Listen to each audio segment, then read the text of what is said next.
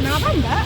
Ini Mbak, mobil aku disita. Disita, kenapa? Iya, soalnya belum bayar pajak. Kemarin kan aku dikasih surat teguran, cuman aku nggak tahu itu surat apa. Emangnya Anda tahu jadwal penagihan pajak? Nggak tahu Mbak.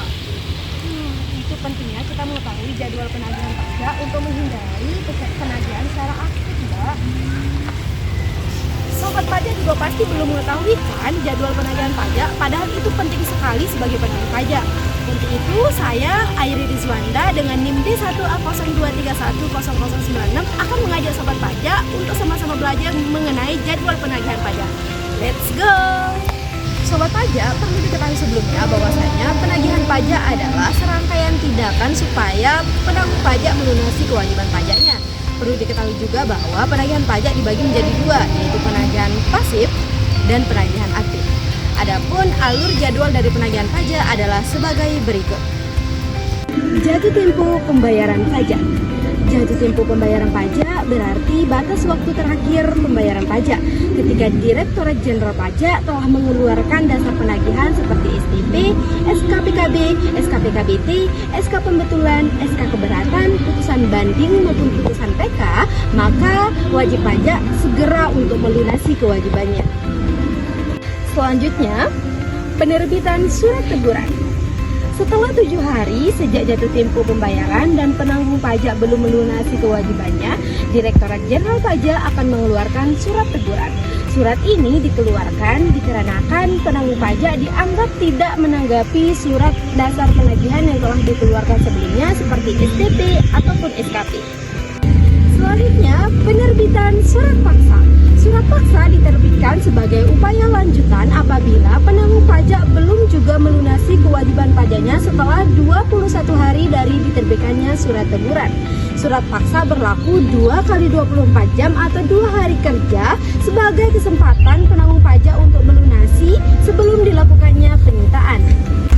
Selanjutnya, penerbitan surat perintah penyitaan.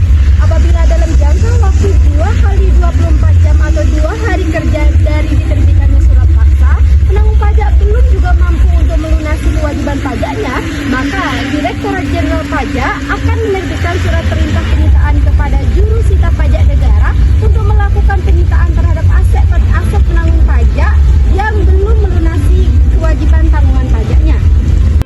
Selanjutnya akan terjadi antara dua hal, yaitu pencabutan sita ataupun pengumuman lelang. Nah, penanggung pajak diberikan kesempatan kembali untuk melakukan pembayaran hutang pajak maupun biaya penagihan pajak dalam kurun waktu 14 hari setelah dilakukannya penyitaan. Nah, apabila penanggung pajak dapat melakukan pembayaran, maka akan diterbitkannya surat pencabutan sita.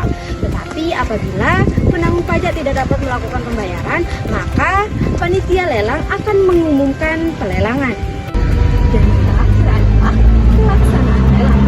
Setelah 14 hari dari pengumuman lelang, penanggung pajak belum juga untuk membayar hutang pajak maupun biaya penagihan pajak, maka panitia lelang akan melaksanakan pelelangan.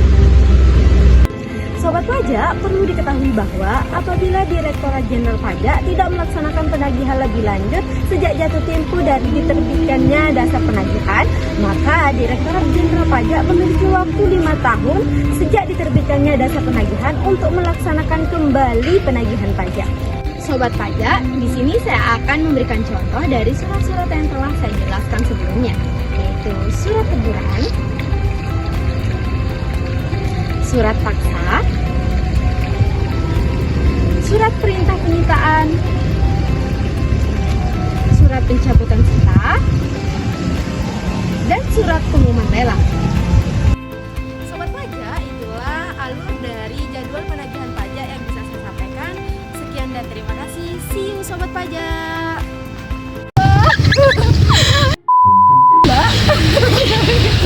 Jangan ketawa.